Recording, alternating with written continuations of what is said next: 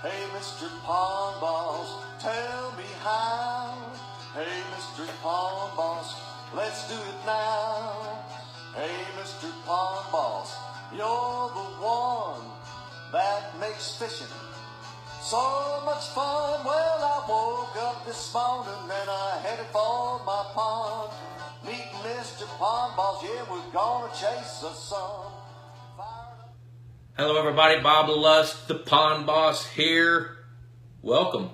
Glad you're joining us tonight. Got a pretty good show lined up for you, but I want to say thank you to Pure in the Mills and Texas Hunter for sponsoring this. Hello Chris Lee, Dick Tabbert, Danny Tolliver. You guys are already on board. I see we got 6 folks, but I can't see everybody. So I just want to welcome you to this edition of Pond Boss Facebook Live. We're going to talk about stocking ponds tonight. The topic, you know, there's so many ways to stock a pond and then to manage it. But where a lot of people mess up is they don't stock it properly in the first place, thinking maybe I can cut a few dollars here, maybe a few there, you know. But tonight we're going to cover the topics from a bunch of angles that you probably haven't thought about. So hang in there with us, and we're going to have a great show. I want to take a minute and just to tell you about Pond Boss Magazine. I know most of you are subscribers, and if you're not, please do. It's $35 a year. It's well worth it. I'm telling you. There's so many nuggets. I've had several. One subscriber in particular, a number of years ago, he said, "Bob, the main reason I keep subscribing to Pond Boss, and this guy's knowledgeable. He says, you know, there's so many things I don't know. In every issue, I get at least one nugget that I can use." So let's go. Let's start talking about some pond stocking stuff. Let me see if the video's up on my laptop so I can answer your questions and acknowledge everybody. It should be here coming up. And let's see, because we have a little time delay on this thing.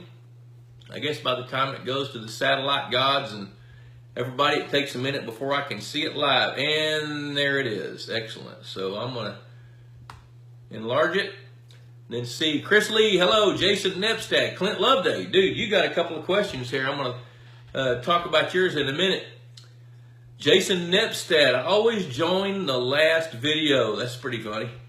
Bear Brundrette, Dick Tabbert, Jason Nepstad. Let's see, I think I got everybody covered so far that I know that's there. And there's a number of folks that I don't know. I guess Facebook doesn't want me to know everybody. Now, of course, all you veterans of this Pond Boss broadcast, you know the drill. Hashtag Pond Boss Magazine in the comment section right there. And then click like. But the biggest deal is to share this video to your news feed so we can keep building the audience. So please do that for me. Thank you very much. And get a subscription to Pond Boss. A number of you have subscribed. I appreciate that. That's a good thing.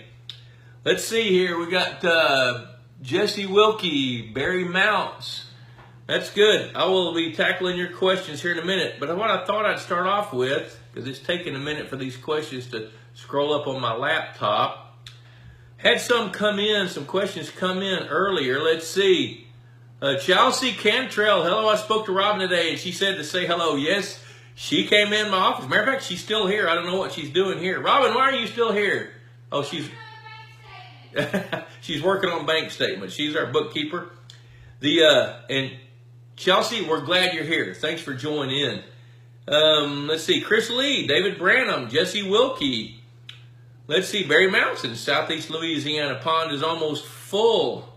All right. Well, let's get right into it. I got a couple of questions. Kevin Briggs, who doesn't miss a show. Basil Savage has joined in. Good to see you, Basil. You got some pretty big fish growing down in your neck of the woods. I saw some pictures, man. Kevin Briggs, who's always with us. Now, we got to rag on him a little bit when you guys get a chance, because it's his wedding anniversary tonight, and he's out on a date. Now, wait a minute. Why can't you have a date and watch this show and maybe eat Vienna sausages? Oh, wait, my wife's watching this. Oh, Lord, she just joined. She heard me say that. She knows the drill. If this was our anniversary, which, by the way, I think we missed February 14th, Valentine's Day, so we could be together. So, Kevin, attaboy. You go take care of that lovely bride of yours, and I will tackle some of your topics. You've always got some good ones. He says, on my wedding anniversary today, tonight, I won't make it. How about adding golden shiners to my pond? I love that. That's great. John Funk, just in time for the spring. What will I add this year? I'll cover some of that, too. Clint Lovelady, he's on board tonight. Always look forward to Pond Boss Live. Then he says, I stocked our pond March 15th with fingerling-sized fish, and he's got some questions about feeding. So I'll cover that too. But let me tell you where I want to start. I cannot tell you how many times I'll get a call from a pondmeister who has just built a brand new pond, and this is the first words out of their mouths. They say, you know what, Bob? We've heard a lot about you. We got the pond. We were about 25% over budget to build the pond, so I have to cut my stocking budget back. No. The whole reason you built that pond was so you could stock it properly. So don't sell yourself short, because you're going to get one chance to do it right. And I'm going to take you through what happens if you don't do it right, but I'm also going to take you through what happens when you do it right. Dick Tabbert had a decent day out back. The bluegills are coming along nicely. Dick's a big bluegill fan. Let me tell you this. When you get ready to build a pond, now listen to me. You have to know that even though that earth mover, who may be the best one on the planet, you may have Mike Otto coming out, there's not a person on the planet that knows what's underground until they dig. So your job as a landowner is to understand that and prepare for it.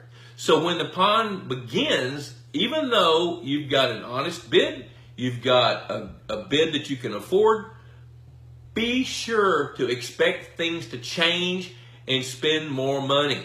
It's inevitable. What I tell people is this. If you get an estimate, say, of $10,000 to build a pond, add 25% of that and make that your budget.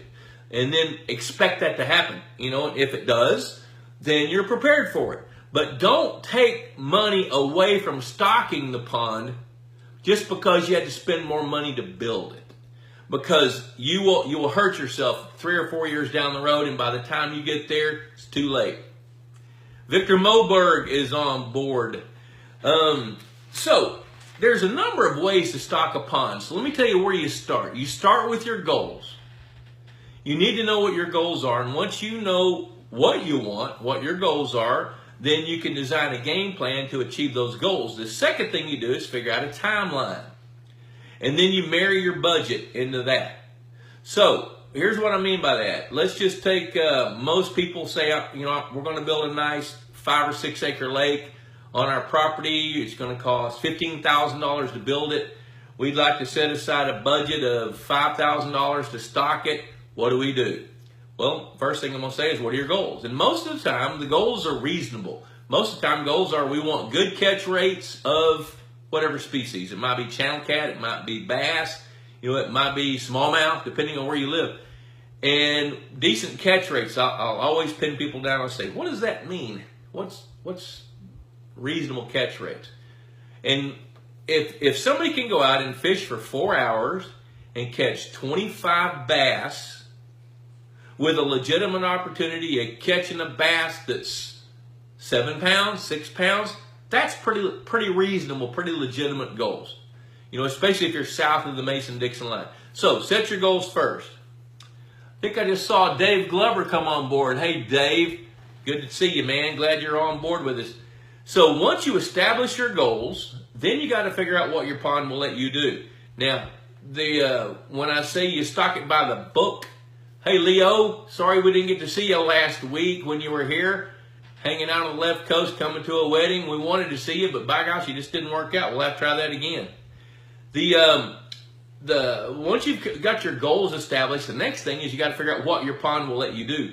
And when we talk about stocking a pond by the book, I'm typically talking about the recommendations of the American Fisheries Society. And like each state pretty much has a chapter of the American Fisheries Society, and their recommendations are pretty regional. You know, so find what that is, find out who they are, and you can start looking at those recommendations. Like, for example, in Texas, for a brand new pond with no water in it, now, this is not only in Texas, this is going to be pretty much all of the South and all the Southeast. Stocking fathead minnows to start, because they're the fish that give you the jump start. Hey, Kyle McKean, glad to see you, man. Nick Foster, looks like you're up to bat here too. I'm glad to see you guys. Fathead minnows, they jumpstart the first year's growth of baby, brand new stocked largemouth bass. Bluegill, they're the backbone of the food chain. If you want bass, you got to have bluegills. So not only are bluegills great for the food chain, but they're a pretty darn good game fish in their own right, especially if you can grow them pretty big. You know, some folks want red ear sunfish. That's a good insurance policy. Channel cat. Some people like to have a few channel cats. So your goals are going to dictate what your stocking plan should be, as will your budget and your timeline.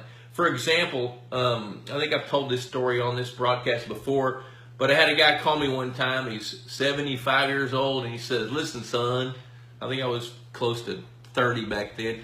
He says, I don't even buy green bananas. I'm not sure I'll be around when they get ripe. So don't you start trying to sell me on this fingerling thing. I don't want to buy fish this big and wait for them to get big enough. I want to stock that lake, his 9-acre lake, as though it's been there for 5 years, and I want to go catch fish the day after you stock it. Well, he's in a hurry. You know, then there's folks at the other end of the spectrum who might be in their early 20s, right out of college, a couple of young kids, you know, working on taking care of the family farm while they're working at the bank, and they've got a budget of $600. So they have more time than they do dollars to invest in it. So think about that before you start trying to decide what your stocking rates are going to be. So speaking of stocking rates, if you got a brand new pond, start off, here's the American Fishery Society recommended rates. Write this down. Oh wait, you can rewind and listen later. Stock 5 pounds of fathead minnows per acre. Now this is for an unmanaged pond. If you're just going to stock the fish in it and wish them luck. Let's see here. We got Brad in Ohio, Marissa Torres. Hello, Marissa. Glad to see you. The fathead minnows, 5 pounds per acre. 500 bluegill per acre. A couple of hundred red ear sunfish per acre. Give them 6 months to a year, and then stock 50 bass per acre. Now that is the tried and true American Fishery Society recommended stocking rates. Now, those rates are for ponds that you're not going to feed, you're not going to fertilize, you're going to put the fish in and kind of forget about it. Dick Tabbert says, in our county, the guy who dug my pond had some literature from the state telling what the soil in your area is. May not always be right on it, but it did say I had heavy clay, and that's what I had. Well, soils do play an impact on how productive your pond's going to be, and that could influence your stocking rates. So where I want to go with that is you pick the stocking rates based on your end game. Let's just, for example, those rates I just gave you, those fish, by about the third year, you're going to be culling small bass. And you just might as well get ready for it. And out of those 50 bass that you stock per acre, you can expect half of those to be girls, half of them to be males. And of those females, a small percentage of those stand a chance to get big. So if you just want a well-balanced pond where you're going to put the fish in and forget about them for a couple of years or 3 years, that's the rate you want to use. Let's see if we got John Mikulik. I'm not sure I'm pronouncing your name right, but that's the best I can do. Maybe you can write that out for me. I'll get it right. Another way to look at stocking ponds is to expedite your results. Well, you know, one of the things, Jeff Slipke, Dr. Jeff Slipke, a number of years ago, he tried to figure out how to whip the fact that you have to cull largemouth bass at some point. So he came up with the idea to just double up on your forage fish. So in a well-managed pond, the recommended stocking rates were 10 pounds of fathead minnows per acre, 1,000 bluegill with some red ear sunfish, and then 100 largemouth bass per acre. And you're still going to be culling bass after 3 years. You know, so what Jeff said was, you know what if we doubled the bluegill numbers, went from 1,000 to 2,000? And sure enough, with a little bit of management, meaning fertility in the water where you have a good basic food chain, and maybe a small feeding program just to kind of bump up the growth rate, speed up the processes of reproduction and growth rates in your bluegills, you know, then, you know, you can stock more. Well, what he thought was you stock more forage fish, more bluegills, and more fathead minnows, then inevitably you're going to wind up with more bait fish, so you're going to extend the time that it takes before you have to start culling fish. And in fact, that's what happened. By year 4, you were culling bass. You know, so I came up with an idea. What if we doubled everything?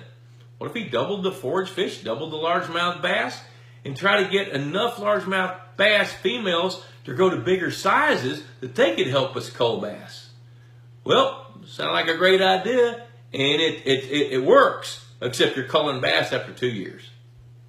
And you're culling not necessarily the young of the year fish that were hatched, but you're culling fish that aren't performing of the original 200 per acre that you stocked. So here's the moral of the story.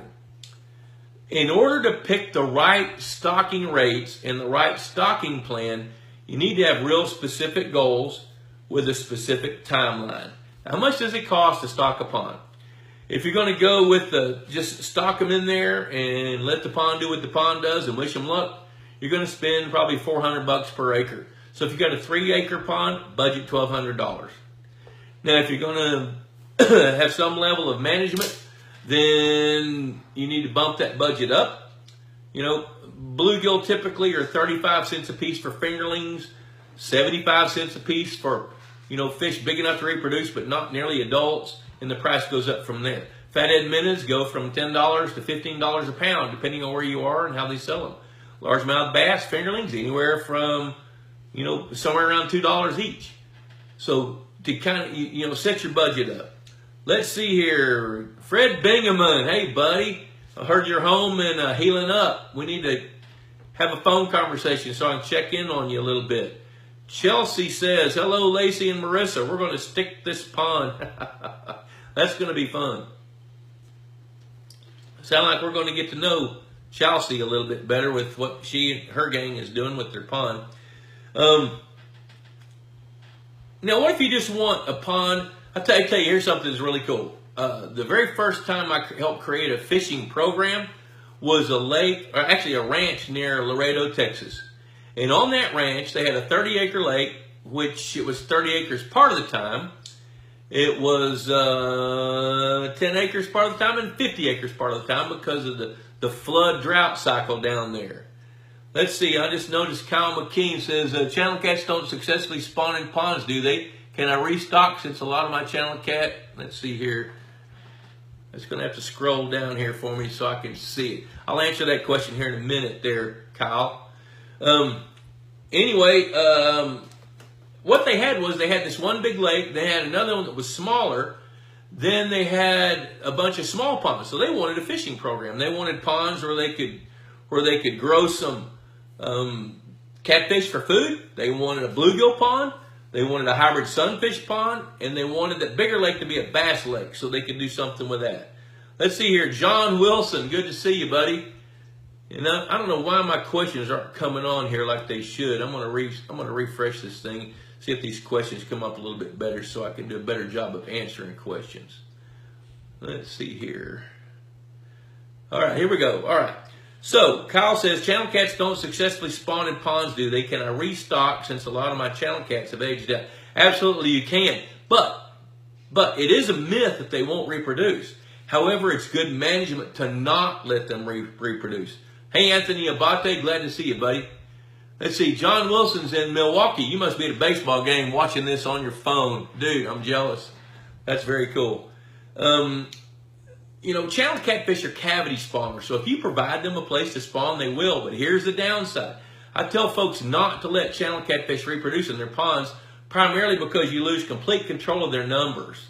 And once they start spawning, their survival rates, if they're good, then you wind up with a whole bunch of overcrowded catfish that aren't growing, and nature doesn't like that.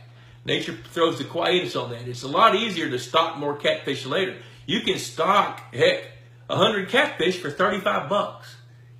So the way I tell people to do it is look at channel catfish as a put and take fish. You stock some in, you grow them up as they age out or get too big. Eat some. They're good. Rolled in cornmeal and deep fried in peanut oil with French fries and hush puppies. Eat some and then restock more. Now, if you've got fish that are bigger predators such as largemouth bass, when you get ready to restock catfish, stock bigger ones. And channel catfish are predators. And once they get to be bigger than 5 or 6 pounds, they're not that good to eat anyway. So, the way I look at a channel catfish pond, if it's less than an acre, you can grow bass and bluegills, but it works better with channel catfish and say hybrid sunfish. So look at it that way. I think that's a better way to go at it. Let's see, Terry Rhodes says, hello Terry, would you ever recommend stocking fathead minnows and give them a 6-month head start? Absolutely. If you got 6 months to wait, stock fathead minnows, give them 6 months. Now be sure they have spawning habitat. They got to have a substrate. Fathead minnows stick their eggs on the underneath sides of firm objects like rocks, PVC pipe, docks, trees, and shallow water. So be sure they've got plenty of that, and then they'll do real well. So you bet. And let's see, Joel Hagenswold, can I add threadfin shad to a 30-year-old 15-acre pond that's 20 feet deep at the deepest point to help with bass growth due to overpopulation while culling small bass and crappie? It's just north of Dallas near Sherman. Yes, that's a good strategy. Call our office tomorrow and we'll help you line that up. Right now is the time to do threadfin shad. Now, since we're talking about stocking threadfin shad, now our office number, hold it, look at here. I got a graphic right here, right there from our Cracker Jack graphics office. Call that number tomorrow and ask to speak to me. Let's talk about it. Because, yes, threadfin shad. Here's the deal about threadfin shad. When you stock those, threadfin shad are open water fish that are filter feeders. So they love fertile water, and they stick their eggs on the underneath sides, on grass, around the edges at daylight. And they reproduce 5 or 6 times a year. The babies start having babies after a short period of time. So threadfin shad feed 10 to 14-inch bass. That's what they do. You know, and the more 10 to 14-inch bass you can grow into the 14 to 18-inch size class, the chances are better that you're going to grow some bigger fish that can turn around and help you manage your other fish. So, yes, call us and we'll help you figure that out.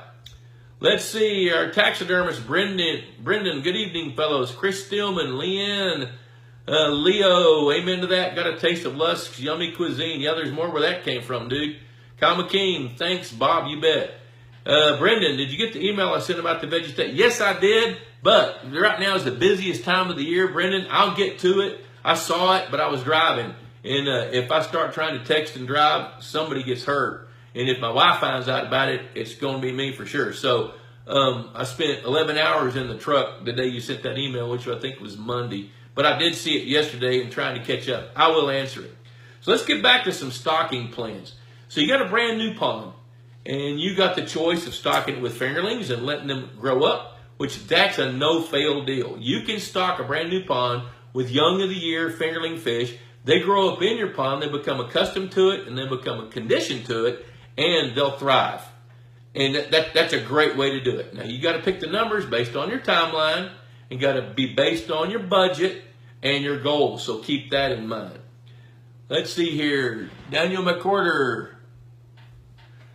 here in northwest Bear County with a dammed up ravine about a 10th acre and pumped from a 100-foot river, aerated the bottom and top, stocked with channel cat, copper-nosed bluegill, red-ear sunfish, and a few largemouth bass, and HBC, I'm going to assume that's hybrid blue cat. It's only 1 year old, but several bluegills on nest already that have that helmeted look. Feeding with optimal. The catfish are eating that larger pellet, game fish food. 29-year-old dream come true. I love to hear that, Daniel. Outstanding. Rock and roll, man. Do it to it. Robert Buckaloo's on board. Kyle McKean, can you talk a little bit about how you can tell if your pond program is working? You bet. Your pond program, Kyle, is working if you can see fish growth rates going up. If you can go, and what I mean by that is your fish are gaining weight. Now, really, it's kind of hard to walk out there and look at it. You know, you got to do this little thing called fishing. Well, we call it sampling. But if you'll catch and weigh and measure a few fish and compare them to the standard of what a fish should weigh, I've got all that for you guys if you want it, then you can tell it's working. But here's how to know if a pond is balanced. And I've never met one that's balanced. I've met one that's either almost balanced or just past it or getting from it or going to it. There's Patrick Goodwin with Vertex. Good to see you, Patrick. A balanced pond has different size classes of different species of fish, and they're all in good body condition. So you're not catching any skinny fish. You're not seeing all one size of fish. So if you've got 4 different species and you can see 4 or 5 different size classes of each species of fish, from there to there to there to there, things are clicking. But if it isn't balanced, there's only 3 or 4 things it could be. It could be overcrowded with predator fish. It could be overcrowded with bait fish, which isn't common. Or it can be a transition into either one of those, or it's balanced. And balance is fleeting. We're taught in school that balance is good. Well, it is, but it doesn't happen. You know, everything wants an advantage. You know, you're trying to be here, but your predator fish want to be here, but your bait fish want to be here. But when your predator fish here, your bait fish go to here. So you've got a balancing act. So harvest is a part of that game plan, which we've talked about that before. Berry mounts. I just put 4 stacks of pallets each, 4 pallets each, in about 3 to 4 feet of water in my 1.25 acre pond. Is this adequate? I'm hoping to stock fathead minnows in a few weeks and bluegill and red-eared sunfish shortly after, and largemouth bass late summer, fall, or spring of 2019. How does that sound? My new pond is almost full, and I just fertilized it for the first time. If that's the only habitat you have, that's not enough. You need more than that. If you've got 20 to 30% of your pond covered with some kind of habitat, and you want diversity in habitat, I've talked about that in other broadcasts. Go back and look at some of the broadcasts about habitat. Your pond is only going to succeed based on its habitat and then what you do with it when you stock it. There's Dalton Tam. I hadn't heard from Dalton in quite a while. Hello, Dalton. Michael Erig's on here. Good to see you. Jason Nepstad. Heard Academy of Sports had a grand opening with 4,000 channel catfish. I believe channel catfish. After the event, they needed a place to dump them. Their 130-acre lake became the dumping grounds. Is this a problem? Because I see a bunch of 12-inch catfish hitting my feeder. Is it a problem? Well, I don't know how to answer that. If you like channel catfish, it's a blessing. If you got a bunch of bass that are big enough to eat them, it's a blessing. If you don't, and your goal is to grow bigger bass, like I know we've talked about this before, then it may not be. You know, so when you feed them, they're going to grow, and they're going to be the feed hogs. They're going to run most of the other fish away from the feeder. So I think rather than let people do things like that, you need to talk about it before it happens, even though it's gratis. You know, if 4,000 channel catfish, what's the math on that? 130 acres, that would be almost 4 per acre. I don't know that that's going to affect the population as a whole, but it will influence it. Let's see here. Berry Mountains also have 4 bunches of Christmas trees also. That's good. That's good. The number to go by is 20 to 25%, sometimes 30% of the surface area of your pond, mostly in water for a pond that size, less than 5 feet deep, needs to have some kind of habitat in it for all the different fish. Okay, so now we've talked about stocking a brand new pond. What do we do when we have a pond that's already there and been there for 15 years? Do we stock it? Should we add bluegill? Should we add bass? Should we change the genetics? Well, the first thing you got to figure out is, what do you have? Because I have seen guys try to money whip ponds, not knowing what they have, only to go spend $1,500 on a cheap meal. You know, and I've told this story on this show before. I'm going to tell it again because it's so profound. I gave a speech at a feed store 4 or 5 years ago, and this guy had I think if I remember right, probably a 5-acre lake, and he said it was full of bass, and they were all 10 to 12 inches long, cookie cutter, carbon copies of each other, and they weren't growing. So he decided he'd buy 100 pounds of fathead minnows and put them in there. And I was talking about, don't use fathead minnows for existing ponds. Only use fathead minnows for newly stocked ponds, or for ponds like you're just going to have channel catfish, for example, as a supplemental forage. Fathead minnows' primary job is to promote the first 1.5 years growth of your predator fish. That's it. After that, they're going to be gone. And there's a reason they're going to be gone, is because your predator fish, largemouth bass, smallmouth bass, even bluegill to some extent, channel cat, tiger muskies, they're going to clean them out. They're going to be gone. So this guy says, well, I put 100 pounds in there. Are you telling me they didn't last long? Well, I'm going to ask for a show of hands. How many of you remember that I've said it takes 10 pounds of bait fish for a game fish to gain 1 pound? Oh, there's hands going up everywhere. So you put 100 pounds of fathead minnows in there, you're going to gain 10 pounds of game fish. In his case, largemouth bass, in an overcrowded bass pond. And he spent $1,000. So you could tell he was a little bit perplexed, and I don't blame him. He should have been. He said, what would be a better way to have spent that money? I said, you should have bought a Texas Hunter feeder and Purina Aquamax fish food, because you could have gained way, way more than that 100 pounds of fathead minnows, and you had a feeder out of the deal. So I think it would have been a good idea to do that. Let's see, Lisa Sig Sauer. We have an old neglected pond on the property we bought. Can we stock minnows and bass to start? Oh, your question is perfect timing. First of all, don't put any fish into an existing pond until you know what you have. Now, there's a bunch of ways to do that. You can, if it's got some open areas, you can go buy a seine at Academy. Since we're talking about Academy, giving away free fish, then go buy a 20-foot seine and go pull it around and see what you catch. And identify the fish. Some folks, with bigger lakes, they want to have it professionally electrofished. We do that a lot. As a matter of fact, I can advise somebody with big confidence, once I know when we put the electrofishing boat in, I can tell you whether you need to stock fish or not. And I'm going to tell you, 80% of the time, people don't need to stock fish. They need to harvest fish and start a management program. Management program includes managing your water chemistry. It includes feeding fish for those that want to do that. Let's see here. Kyle McKean, what kind of feeder did you mention? Kyle, if you want a feeder, let me know. I love Texas Hunter. Not only are they a sponsor of this program, but I've used Texas Hunter feeders now probably for 6 or 7 years or longer. Their customer service can't be beat. The feeders are outstanding. Now, they're a little bit pricey, but when you know that you're going to have it for 10 years with minimal issues with it, it's worth the dollars. You can, it's like anywhere from $680 up, depending on the size of feeder that you buy. So don't stock any fish until you know what you've got. And once you know what you've got, talk to a pro. Now here's another piece of advice when it comes to stocking fish. If you call a fish hatchery, odds are pretty high that they're going to ask you some questions and then recommend what they have. Now, that might be good for you. It might not. So educate yourself. You've heard the term caveat emptor. Let the buyer beware. So if you know what you have and then you can figure out what you need, then you can come up with a good stocking plan to get you where you want to go.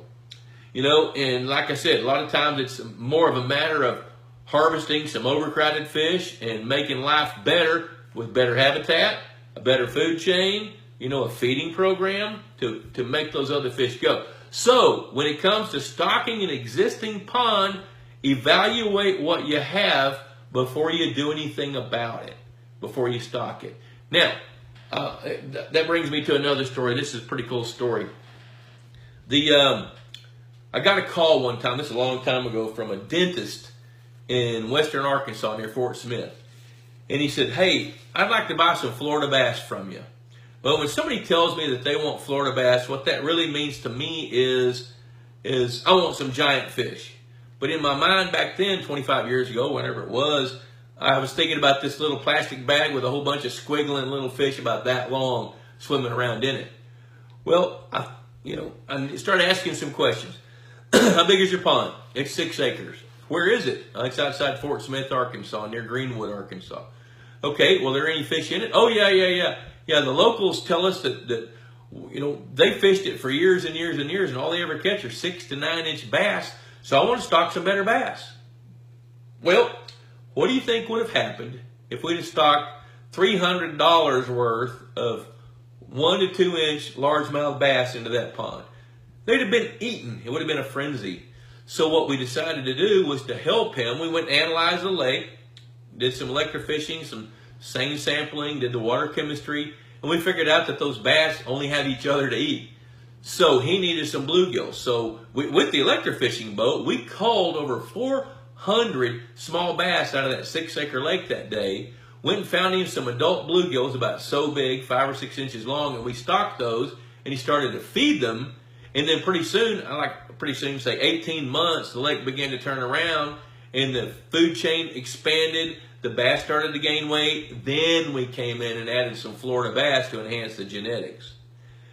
Dan Pardee, a new half-acre pond, 15 feet deep, being dug next week in Michigan. It will be water table pond. What are the most important things I need to ensure my pond digger does? Well, if you're going to tap into the water table, you're going to be at the mercy of the water table. And that can be great, especially in some of the sand and gravel pits in that part of the country. So if you've got water, I mean, the first thing I look at is water. Be sure you've got water. You know, some of those water table ponds, we actually have people fill in and compact clay on top of the water table, and depending on runoff coming down from the watershed from rain. So before you, I guess job number one is to make sure that the water level is going to come where you want it and it's going to stay there. And if that's the case, shoot, that's the first thing. Now, another thing about water table ponds is that water table tends to fluctuate. It'll go down in the drought, come up in heavier rains. But that water has a tendency to exchange. So water will be coming in, water will be coming out. That can be a good thing. Actually, I like that, because in those cases, you can feed fish and grow some really, really big fish. Tory Rhodes says, do you know anybody that sells blunt-nosed minnows? No. That was kind of quick and crude. No, I don't. You know, I don't know anybody that sells blunt-nosed minnows. I know a lot of people that sell fathead minnows. Most of the hatcheries and fish brokers and feed stores, you can get fathead minnows, but I don't know where you can get blunt-nosed minnows. And you know what? Brings me to another point. Stock local. I think that's a big, big deal. If you live in the middle of Indiana, you don't need to be bringing fish from Texas or Florida to stock in Indiana. And conversely, if you live in Mississippi, don't be bringing fish from Indiana and stocking them into Mississippi. You know, the fish that are native to your region are going to be the ones that thrive, that you're going to be more successful with. Let's see here. Dalton Tam, I have a 2.5 acre pond that has bluegill, bass, and some jackfish. Jackfish, I love jackfish, although they don't really fit too many pond management strategies. He's talking about chain pickerel as a jackfish. The bass and brim population is pretty slim compared to what it used to be. Could I be successful at catching bluegill from my local lake and replenishing them, then moving to bass in a couple of years? Is there any reason I shouldn't do that? Yeah, there's a few reasons. You got to figure out why your bass aren't thriving now. Is it because of the food chain, or is it because of the jackfish?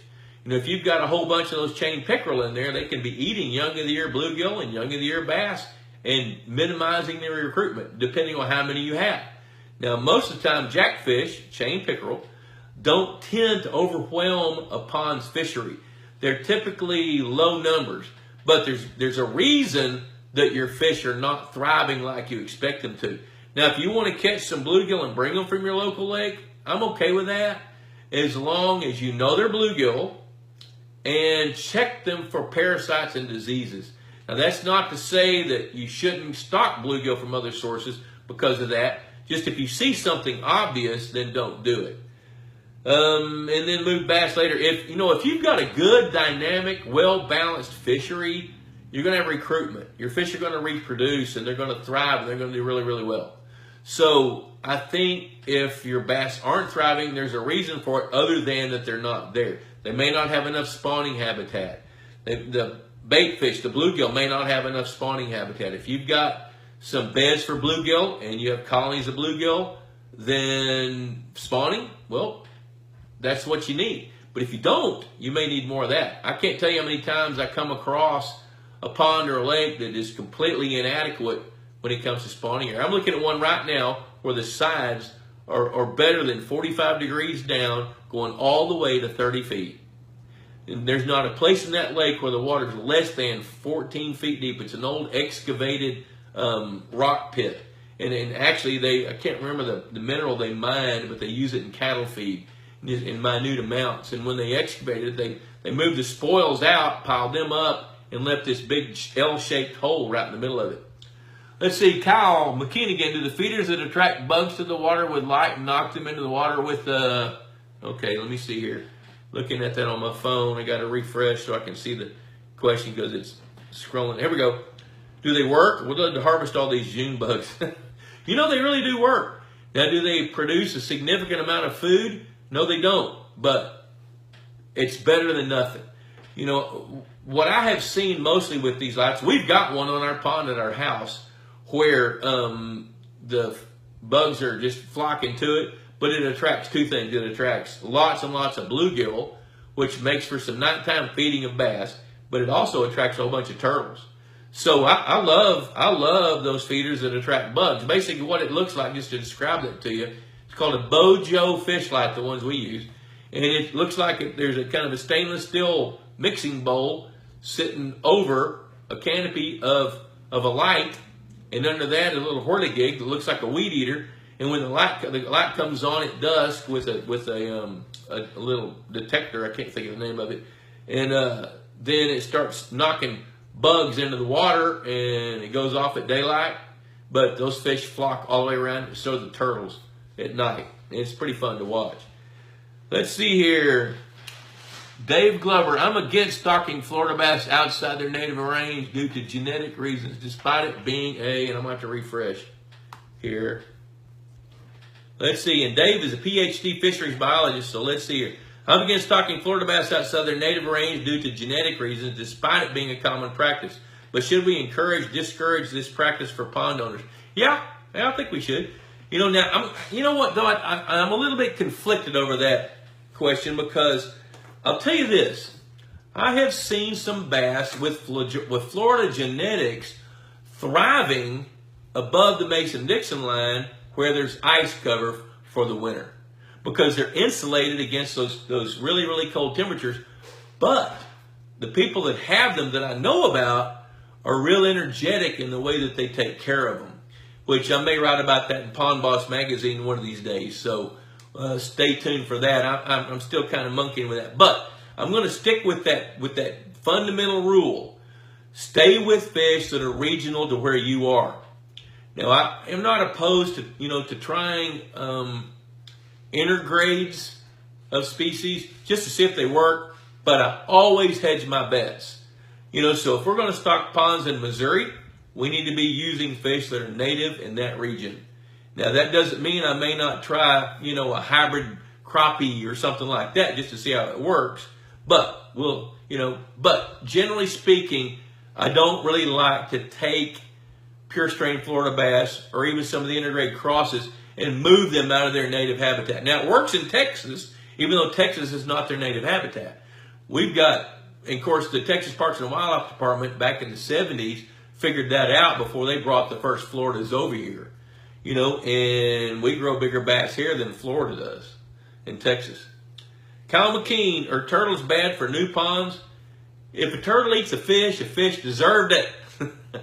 I see turtles. Matter of fact, Kyle, over here behind our office, we're filling up some of these ponds we had renovated, and I was out there today. There's not a fish anywhere, but I saw a red ear slider. And so I'm wondering what the heck's he doing out here. He doesn't have anything to eat. The water's not fertile. It's sterile. It's right out of the well. There's no fertility. There's a few tadpoles, toad tadpoles in there. But I don't think they're bad. Now, when they get bad, quote unquote, is if they're so numerous that they're eating your fish food or disrupting spawning. That's when they can be a problem. And I've seen that happen, but not very often.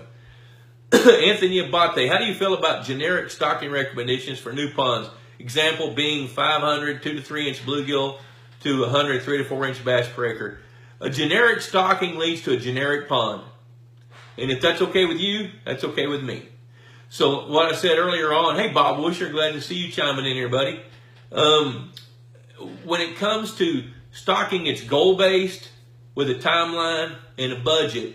And what we do here at Bob Lusk Outdoors especially is we custom design a stocking program based on what your goals are. So that's how we do that here. And I love to sit down and talk with an individual landowner and figure out, relate with them what they're doing, where they're going, and what they want, and then come up with a game plan. Jason Nepstad, I would love to see a typical lake topo map with structure layout examples in Pond Boss magazine. I'm a new subscriber. Maybe you have in the past. Yes, I have. We have done that in the past, and I'm certainly willing to try it again. So I will come back and read back through these when I get ready to work on the next Pond Boss issue. As a matter of fact, you know what? I'll make a note right now. Let's see. Nepstad comment. All right, I'll go back and look at that. I'll tell you what, I'll write an article in there in the July-August issue, and y'all can read about that. Reminder, if you haven't subscribed to Pond Boss, please do. This fuels the economy for this that you're getting to see today. So $35 a year. I took Debbie out to eat last Friday night. We spent $42. And this is only $35 and it lasts a year. So that meal didn't last that long. So I would like to see you guys. If you don't subscribe, please do. Jim Fritchie is on board. Good to see you, Jim. Kyle McKean, what do you look for in watercolor? What indicates a good fertile pond? Excellent question. You know, as biologists, one of the things we look at is called Secchi disc visibility. So I'm going to describe it to you. A Secchi disc is, let's say you cut the bottom out of white 5-gallon bucket and you draw a big cross through the middle of it and you paint opposing sections of that black and you leave the others white. And then you run an eye bolt through the middle of it, tie a rope to it, and then you lower that in the water. The depth that it disappears in the water is the Secchi visibility depth. We're looking for visibility this time of year, 18 to 30 inches, in the water with a slight green tint. Green typically indicates fertility in the base of the food chain. So we like that. And now in the summertime, we're not as interested in having fertile waters because spawning is over. We've prevented aquatic plant growth, you know, with decreasing the visibility of the sunlight penetration. So so yes, a good fertile pond has got a shade of green that varies, looks somewhere either way of an olive green color. That's a good fertile look. It can be lime green. That's a little spooky. Now this time of year we're okay with that because it's going to convert. Now the thing about a fertile pond is that green color changes because it starts off as algae and phytoplankton, then converts to zooplankton. Zooplankton feed on a lot of those microscopic algae, and the color changes. So as that color changes, then that's how we judge a bloom. Now we're really happy to help you guys do that. So if you need some assistance, we'll do that. We'll help you with that. Let's see. I see some more questions popping up. I'm going to refresh and hit those. I do want to stay on topic. Good gosh, it's already 7:17. Who knew I could talk so much? Let's see. Chris Blood, Pond Boss Magazine is a great investment and cover-to-cover wealth of information for anyone who has a pond or lake or thinking about one. Thanks, Chris. It really is. You know, and it's a huge resource. Jacob West, hey, Bob, love this topic. My wife and I just had a baby girl yesterday. Hey, all right. Why are you on this show? But she understands I must watch. There's the answer. You know what? I'm addicted to it too. Oh, wait, maybe I'm not. Kyle McKean is back on here. He says, will zebra mussels become a pond problem for us? Only if you launch your boat in Lake Texoma and come put it in yours. You know, we don't. I'm gonna legitimize that question better. If you live somewhere where there are zebra mussels, do not allow for interaction of any water from the infected lake to your pond. And then you decrease the odds. If you launch your boat in a lake that's got zebra mussels, do not put it in your pond unless you completely sterilize it. Meaning that you need to pressure wash it with hot water and let it completely dry out. Drain the lower unit, drain your live well, because the villagers, the little bitty microscopic larvae of zebra mussels can live in the water even though you can't see them. So don't do it. Dave Glover, Secchi disc image. I'm hoping you're going to put one up so people can see it rather than asking the question. Okay, going back to the topic of stocking ponds, you have new. I'm going to take you through a little dichotomous key here. This is going to be fun verbally. You got a pond that's less than an acre, one that's greater than an acre. Pick one. If it's greater than an acre, you stand a better chance to stock largemouth bass. So we're going to take the small ponds, set them aside. So these ponds that are bigger than an acre, do you want largemouth bass or no? And if you do, then you go in that direction. Then you look at the level of management that you're going to expect to have. If you're going to manage your pond, then you can increase your numbers. If you want your timeline to go faster, increase your numbers. But be sure that you're building the food chain to feed and expand and to grow the game fish that you want. So now you can keep going and breaking down this dichotomous key with your stocking plan all the way down to where you can get down to the numbers that you want, and then you can shop the hatcheries and get the prices that you want. Now, here is a gigantic tip. don't necessarily buy the cheapest fish. I'm going to say that again. Don't necessarily buy the cheapest fish. Buy the proper fish. And work with somebody that will help you 3 or 4 years down the road. I promise you this, if you buy your fish from somebody else than me, and you call me with a problem, the first thing I'm going to tell you is, where'd you get your fish? And you're going to tell me, I'm going to say, call them. Because they're the ones that caused the problem, because they didn't counsel you right, and you didn't get the information that you needed. So invest not only in the fish, but in the people that you're buying them from, so you can have confidence down the road that you're going to get good advice. Oh wait, subscribe to Pond Boss. We've also got lots of books and things that can help you at pondboss.com. Speaking of that little blurb, what are your resources? With Pond Boss, you've got the magazine, you've got a number of our books, you have the pondboss.com website, the Ask the Boss forum at pondboss.com, and you've got this Facebook page. And other than that, I'll help you one-on-one, especially if we can do some business. Michael Brooks, shad are not readily available in Alabama this spring. Would you recommend crawfish as a substitute, as extra forage on top of bluegill already present? That's a great question. Now, the follow-up to that is, why are shad not available in Alabama this spring? I'll tell you why. I'm glad I asked. The winter was harsh and it killed threadfin shad. Threadfin shad die when the water temperature hits 42 degrees. So it's incumbent on you, before you start stocking fish, to know the facts about each one of these species of fish and what they do for you and how they'll help you. So let's see here. Would you recommend crawfish? You know, I don't know that I would. I see them as different things. Crawfish are a good snack that might establish themselves. And they're going to be living on the bottom, around the edges, feeding bass of the size that the crawfish fits in their mouth. And if you're crowded with bass, they're probably going to eradicate the crawfish. Now, the other thing about threadfin shad is they're open water species that are filter feeders. So they're going to be in the water, moving all the time, reproducing. So it's a totally different dynamic. So I would not look at crawfish in lieu of threadfin shad. I would look at them as, do they serve a purpose as a temporary forage for your fish? And if the answer to that is yes, then stock them. John Wilson joined again, must be playing baseball. Chris Blood put in looks like a link to show a Sechi disc. Click on that after the video. Tori Rhodes, Pond Boss app. Yes, we do have a Pond Boss app. I forgot about that. There's a Pond Boss app. It's free, but you can go back in and buy electronic versions of the magazine that date back several years. And we also have a bunch of past issues, back issues. As a matter of fact, if you ever come to the Pond Boss World Headquarters here in beautiful Gordonville, Texas, I'll take you back into the mailroom, and you can see we've got issues that track back to the very first one back in July of 1992. It's pretty cool. Let's see. Kyle McKean, I don't think you would say call them. You help everybody. It's just who you are. Okay, I'm humble. I'll take that compliment. I really do. I try to help as many people as I can, because here's the way I see it.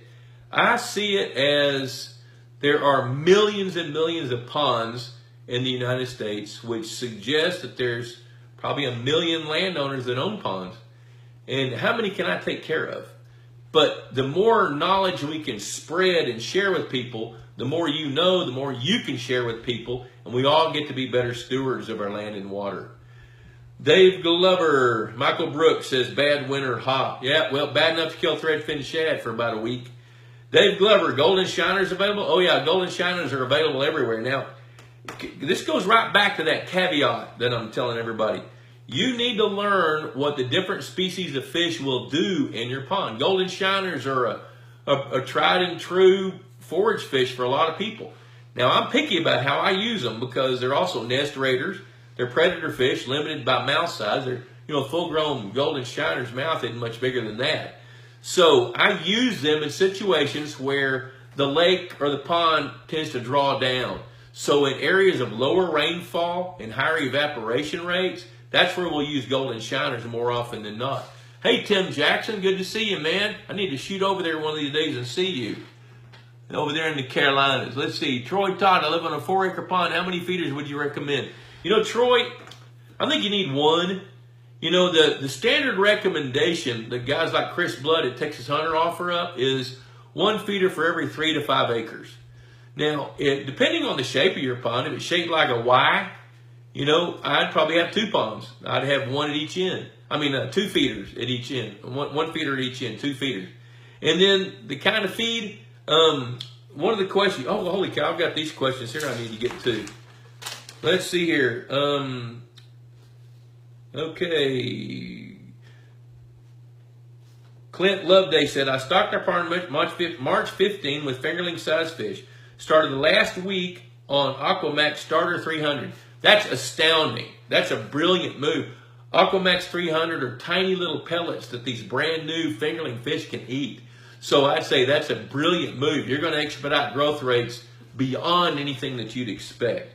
How do I know when to switch to the next size up food? When the fish get bigger. Once they get bigger and you can tell that they're eating that feed so quickly, then you can start mixing some 400 or probably 500 in with your 300 and then start feeding that. And as they grow, you're going to want to graduate them to a bigger food. Then his follow-up question was, how do I know when to switch to the next size fish food? Well, I use Aquamax this time next year, the 300 for newly hatched fish. If you're real intent on feeding your young of the year, I think that's a great idea. You bet. So when you know the baby fish are coming off the beds, if you want to take a little bit, doesn't take much. You know, in a 1 acre pond, half a pound of that Aquamax 300 starter fry food is enough to really feed those little bitty fish. So, yes, your feeding program is a big deal. You know, if you want to really, really grow fish, get them on a feeding program. Now, here's another really cool question. And, you know, and I read this question over the weekend, and I looked for it today, and I can't find it. But here's the essence. I'd like to give credit where credit's due, but I don't remember who wrote it. Does culling fish and harvesting fish affect the productivity of a lake? Does harvest help with biological oxygen demand, and does it affect the bloom? That is a brilliant question. Harvesting fish does not alter the lake's productivity because the population dynamics of the fish are what you're actually altering. The productivity of a pond is what creates those fish for you to catch. So you're just shifting. Now, are you harvesting nutrients when you take a bass out? Yes, you are. You're harvesting whatever's turned into flesh that fish ate, you're taking that out. But that doesn't mean it won't be replenished. It probably will, especially every time it rains. So, to directly answer that question, culling does not affect the productivity of the lake. It affects the dynamics of the population of that fishery. Kyle McKinney's got another question. Man, Kyle's up with it today, man. He's got it going. Will you use triploid carp in stocking a new pond or only for algae problems? Well, the only time, I tell you what, here's the way I see it, and there's conflicting opinions from mine. Some guys like to stock triploid grass carp just to prevent vegetation. Personally, I like to see some vegetation. Now, the thing about grass carp is you got to know what they'll eat. There's things they won't eat. They won't eat algae. They won't eat cattails. They won't eat lily pads. They can't eat duckweed because they can't stand on their tails. But they'll sure eat submerged plants like coontail, which is not a preferred food. But they'll also eat American pondweed. They'll eat bushy pondweed. So the way I see it is when you have a developing problem with aquatic plants that grass carp like to eat, then stock them. So here's Chelsea. I just purchased some land in Celeste, which is not far from here, with a 1/2 to 1 acre pond. I look forward to working with you guys on stocking the pond soon. We're all over that. Well, hey, listen, it's just about that time at 7:28. If you can throw one more question at me, I'll take it. But otherwise, what I want to do is I want to reiterate this about stocking your pond. If you have a new pond, come up with a plan, then go shop for your fish. And pick a hatchery that's reputable and find somebody that can counsel with you 3 or 4 or 5 years down the road. If you'll do that, then you're going to have better odds of success because I promise you, Bear Brundurette's he's got something. When culling, can I cut up the fish and chunk back in and return protein to the pond? No, I wouldn't do that because there's no assurance that the fish are going to eat it. You know, turtles are probably going to eat it, but if you're going to cull some fish, I'd rather see you turn it into ceviche. But here's my point. There's always going to be some things that happen that you're not ready for. Like Bear Brundurette built a brand new lake over here, I don't know, 40 miles southwest of us, going toward Denton, Texas, in Denton County, I believe. And holy cow, turns around, within a month, he's got otters. That's weird. That's crazy. You know, who knew that was going to happen? Nobody knew. So expect the unexpected, but come up with a good game plan before you stock your fish. Stock a new pond differently than an existing pond. If you have an existing pond, evaluate it, then decide what to stock. Dave Glover, do you need a population modeler on staff? Yes. Let's see, Jason Epstead. Best way to dispose of carp I plan to kill? I prefer not to smell them for a week. Well, man, I tell you, if you were here, we'd feed them to the feral hogs. You know what? Sometimes, I check with the seafood market, because if you start harvesting a bunch of those carp, they're worth $0.25 a pound. You know, you can at least get enough stuff for bait if that's what you're going to do. So look for some local, just small markets. Well, hey, it's 7:30. I'm so glad you guys joined in. Subscribe to Pond Boss. Share this video with your timeline so we can grow the audience. I appreciate it. And until next week, I'm out. See you then next week. Adios.